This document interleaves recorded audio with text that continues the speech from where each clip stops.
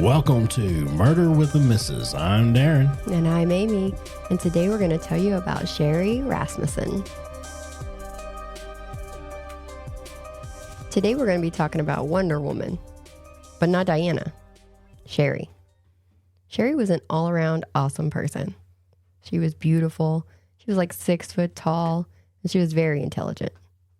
She started college at 16 years old. She graduated from Loma Linda University in June of 1977, at the same time as her older sister Connie. And by the end of her 20s, she was the director of nursing at Glendale Adventist Medical Center, little Doogie Howser. In 1978, she started working on her master's, along with directing all the nursing, and got it in March of 1980. Her dad got her an apartment at the Balboa Townhomes in Van Nuys, and she lived there with her roommate Jane and her cat, Bozo. This was a decent place to live, and you had to have a key card to get into the complex, so it was relatively safe. These days, I think it's a code access, but I don't live there, so those may just be internet rumors. But she didn't want to live there rent-free, so she actually wrote her dad a check each month for the amount that a mortgage payment would be. She went to a party and met John Rutan. He had a mechanical engineer degree and was working as a computer engineer. He had an on-again, off-again casual relationship with another woman named Stephanie Lazarus, but that was never anything serious. John and Sherri hit it off and ended up getting engaged in May of 1985. Jane had moved out of Sherri's townhouse to make room for John, and he moved in. Sherri didn't really want an engagement ring, so John actually got her a BMW instead. The two were married November 23rd of 1985. Great day. In December, they went on a honeymoon at the good old Sandals Resort in Jamaica, then spent Christmas with her family. On February 24th, 1986, John and Sherri wake up and John gets ready for work. Sherri wanted to avoid a work thing that day, so she ended up calling in sick, saying her bad back was acting up. John left at around 7:20 a.m. At around 10, he called Sherri to check in, but she wasn't answering her phone. He called again about 30 minutes later, but nothing. He called the hospital to see if she went ahead and came in, but she did not. This was back in those days, where the answer machine was separate from your phone. Anytime they were leaving the house, Sherri made sure to turn the answer machine on. And since it wasn't picking up, John figured she was still at home. Yeah, she's not answering, but she's also not at work. And so he was like, well, since he didn't know where she was going that day or that she was even going to leave the house, he figured she'd have to still be at the house. The people who live across the street from them went for their daily walk at around 8:30 a.m. But when they got back at around 9:45, they noticed that Sherri and John's garage door was open and that it was empty. When John got home after work at around 6 p.m., he too saw the garage was open and that Sherri's car was gone. Their balcony that is off the bedroom is directly above the garage, and John saw glass in the driveway from the busted balcony door. The interior door of the garage goes directly into the living room, and as soon as he came through the door, he saw 29-year-old Sherri's body. She was still in her nightgown, and she was laying on her back. Both eyes were swollen, and she was covered in lacerations, gunshot wounds, and had a bite mark on her wrist. There were abrasions on her that looked like she'd been tied up. She had a wound on her head that matched a broken lamp, and there were 2 broken fingernails by the front door. She had been shot 3 times in the chest with a .38 handgun, and one went all the way through her. There was a chair in the living room that had a quilt on it, and there were burn holes in the quilt, showing that it was used as like a silence mechanism to the gunshots. So the ones that were close range, they're saying that the person put a quilt over her and then shot into it to muffle it. But the one that went directly through her all the way, they're saying was likely done from a distance. There were 2 ligature items, a rope and a speaker wire, in the tile entryway. Just to the right of the front door is a closet door, and there was blood found about a foot up off the floor. There was more blood near a light socket on the wall. There was blood smeared on the floor, halfway up the door that goes from the living room into the garage, and there was a bloody handprint next to the alarm control panel on the wall. So it looks like she may have tried to hit the panic button or something to alert the alarm company. There was a short staircase that went up to the bedroom, and at the bottom of the staircase was a stacked VCR and disc player. There was a bloody thumbprint on the top of the disc player. There was a struggle in the house, for sure. The shelves upstairs had been knocked over, and the balcony doors were busted. But while the house looked like a burglary gone wrong, there was only one thing missing: their marriage certificate. There had been other burglaries in the area, and the suspects they were looking for were 2 Hispanic males. One of the cops there that day had taken a cotton swab of the bite mark, and it was put with the other evidence. And that is some forward-thinking detective work. Yeah, we've come across cases where they knew that technology would, it would be advanced in the future. So sometimes you get these where, they kept stuff just in case, and they would, just in case they would ever be able to test them for things in the future. Yeah, when we hear about cases like this, where they're like, well, we knew things were going to advance, they take the actual initiative to take samples when they knew they couldn't test them right then. But I love to hear stuff like this. Yeah, I mean, DNA testing is getting better and better. It still progresses. I mean, every day, basically. I mean, it gets better. Yeah. Oh, what a world we live in. It's pretty awesome. 10 days later, Sherri's BMW was found about 2 miles from their house. It had been completely wiped down, so there were no fingerprints inside. Not even Sherri's. It was wiped completely down. Sherri's parents told police to look into John's ex-girlfriend, Stephanie, but police just told them to stop watching so much TV. In reality, Stephanie was an LAPD officer, and they weren't about to accuse one of their own. So let's talk a little bit about Stephanie. She met John at UCLA. She was athletic, a prankster, and super into John. While he described them as friends who occasionally fooled around, Stephanie was in love. After she slept with John one last time when he and Sherri got engaged, she ended up going to the hospital and waiting for Sherri to get back from lunch. The two went into Sherri's office for a few minutes, and then Stephanie left. Sherri came out, and you could tell she had been crying. She left work, taking the rest of the day off. Sherri confided in her parents that night that Stephanie said if she couldn't have John, no one could, and that when their marriage failed, Stephanie would be there for him. When John got home, she told him all of this too, and he did admit to sleeping with her one last time. But they worked through it, and they stayed together. Stephanie wrote a letter to John's mom in August of 1985 saying, "I wish it didn't end the way it did, and I don't think I'll ever understand his decision." Also during Sherri and John's engagement, Sherri just showed up at their apartment one day in some skimpy workout clothes, asking John to wax her skis. And that's not an innuendo. She actually brought her skis with her. And Sherri told John to say no, but he took the skis.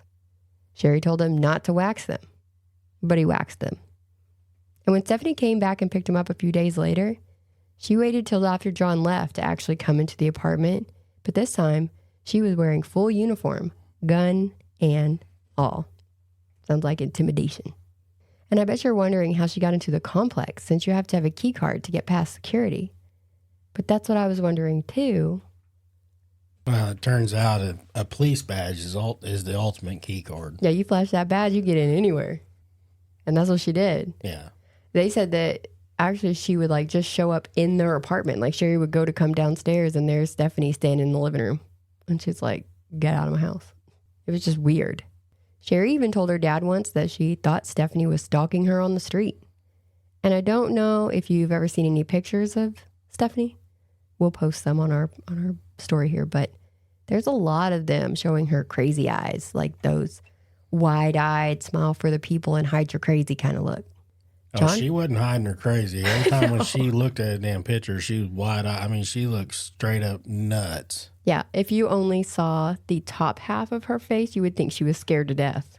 They're that wide. You like that How I Met Your Mother? Yeah, when they're showing the captain's face, from up top. Yeah. Serial killer. From bottom, happy. It's like, oh, I want to go here, but I want to kill you. Yeah, that's exactly what she looks like, yes. And John wouldn't stand up to her. He might have been scared of her too. I mean, you never know. Sherri would have went to the police, but she knew that the LAPD wouldn't do anything if, she filed a report against one of their own. But after Sherri's murder, Both Sherri's dad and John had brought up Stephanie. But conveniently, the first 3 months of the investigation, the case notes and the chronologically listed things that they'd done and talked to and blah, blah, blah, it all disappeared. So there was only one mention of Stephanie in the case file, and it was in a footnote that didn't even have her actual name on it. They didn't have a lot of time to invest in Sherri's case with a crack pandemic and gang violence on the rise. Sherri's dad did know that it was estimated that the attack in the house that day could have taken around an hour to an hour and a half. So a quick robbery did not seem plausible. Plus, using the quilt to muffle the gunshots was a deliberate move, not some burglars caught by surprise that were in a hurry to flee, so much of a hurry that they forgot to take everything that they piled up, all the electronics, but they did remember to grab that marriage certificate. No jewelry box, no TVs, no purse. The list could go on. In 1993, the detective handling the case retired, so a new detective took over. Sherri's dad went to introduce himself and Sherri's case to the new detective. And he even offered, to pay for the new DNA testing. But the detective told him, that they didn't even have a suspect to test it against. Mm-hmm. But her dad wasn't, he wasn't going to let it go. No. John did move, though. He did. He moved on. He actually called police in 1989 asking if they had any indication that Stephanie was involved in Sherri's murder. When they said that she was clear, he went on a trip with Stephanie to Hawaii. Now, they lost contact after that and went their separate ways. John eventually got married to someone else and stopped pressing the police for answers in Sherri's murder. Stephanie started her own PI firm. She earned medals at the World Police and Fire Games. She worked with the DARE program and internal affairs, ironically. She married another officer and adopted a daughter. She was an instructor at the police academy for a while and landed in the art fraud department by 2008. She also was on an episode of Family Feud when they did a week dedicated to America's Finest, and she was named Detective of the Year twice.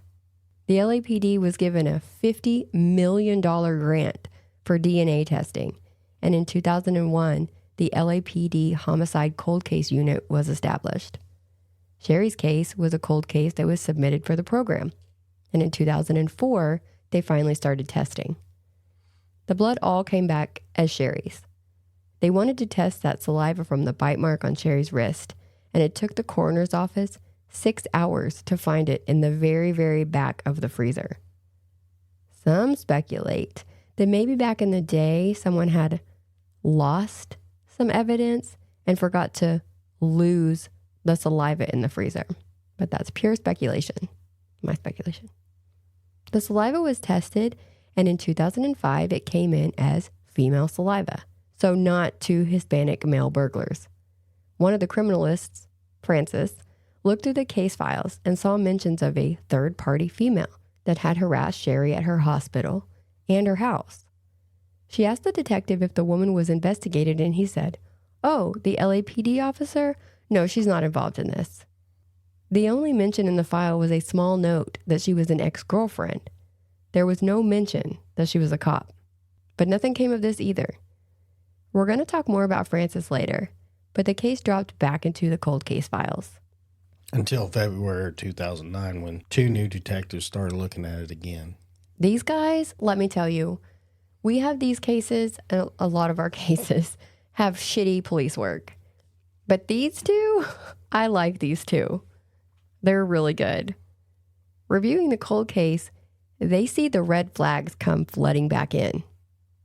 This was a complex with a security gate, so it limits how people can get in and out. And there were alarm warnings on the doors to these townhouses or apartments. There was no forced entry. With all the electronic equipment neatly stacked at the stairs, it's likely that would have had to been done after the big fight that took place in there.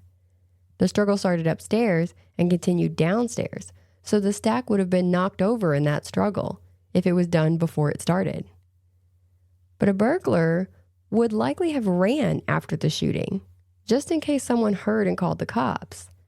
They would want to be long gone by the time neighbors or anyone could come investigate the noise. they wouldn't have stayed and stacked up the stuff and then leave it there anyways. The bloody thumbprint on the top of the disc player was actually not a fingerprint. It was a thumb-shaped print. So they figured that the killer was wearing gloves.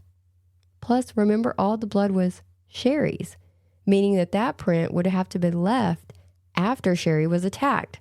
That means that they would have stacked all this stuff up after killing her. The detectives started looking at this as a murder instead of a burglary because it didn't fit a burglary. They have 5 females to look into. They're able to rule out all of them but Stephanie. They called John to ask about his ex, the third-party female, and he's the one who told them she was a cop. They knew they had to investigate quietly now. They didn't want any of her friends and all the millions of departments that she had worked in over the years to come through and tip her off.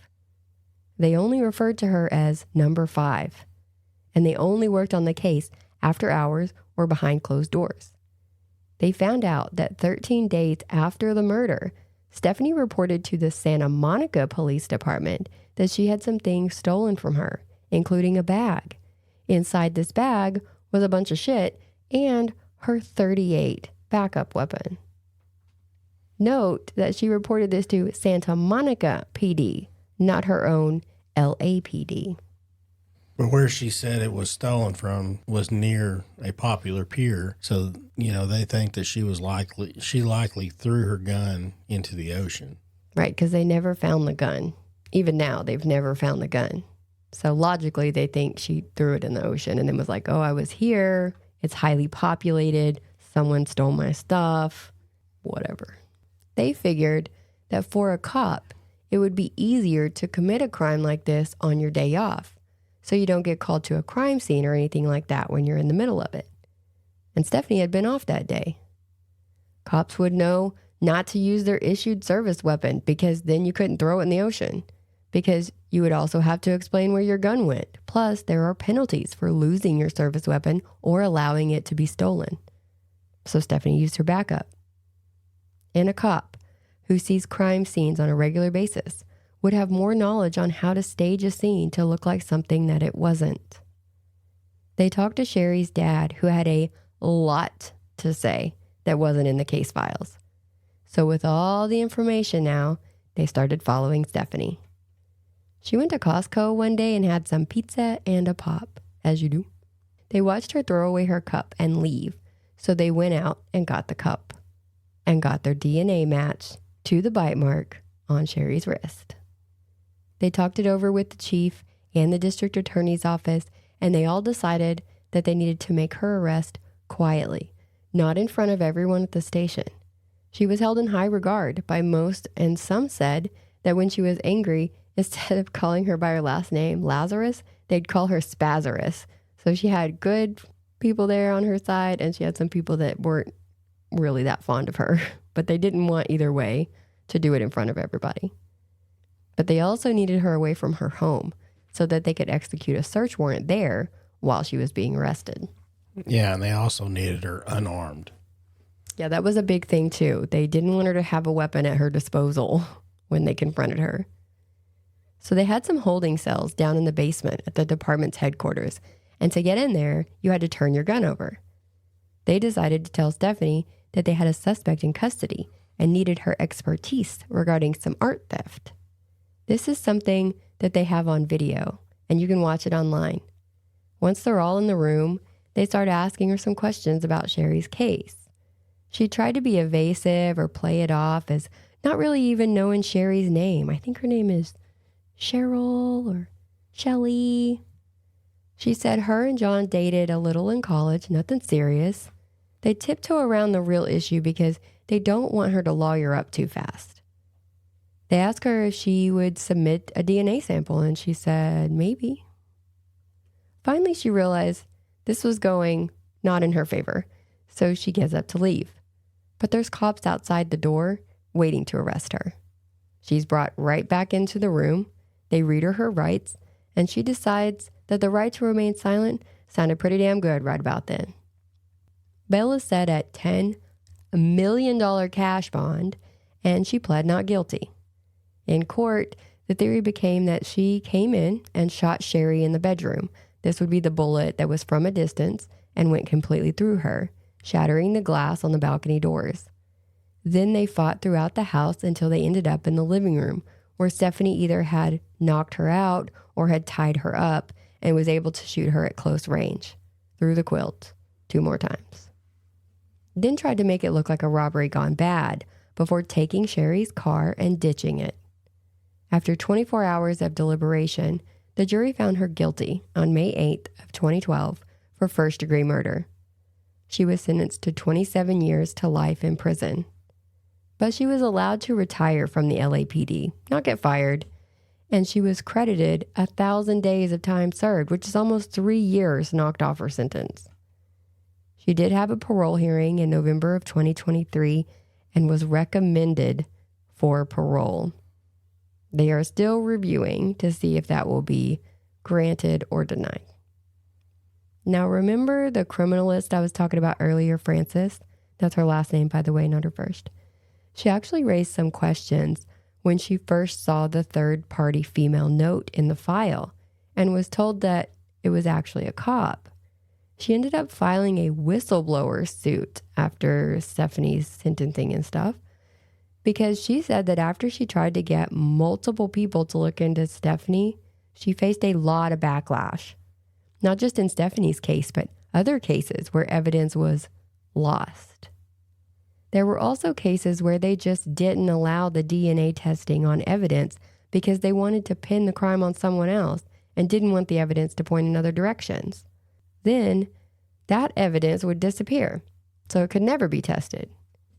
She alleges that when she would raise awareness to stuff like this, that she would get transferred, be made to take mandatory therapy sessions, or just be removed altogether from cases she was working on. That suit ended in favor of the city, unfortunately. The family filed a lawsuit too. Oh yeah, her dad was not letting this go. Sherri's family filed a suit as well against the LAPD in 2010. They lost and even appealed. But they lost because of some red tape bullshit, plus apparently there's a statute of limitations. It says their time to sue was limited once they broke off contact with the LAPD in 1998.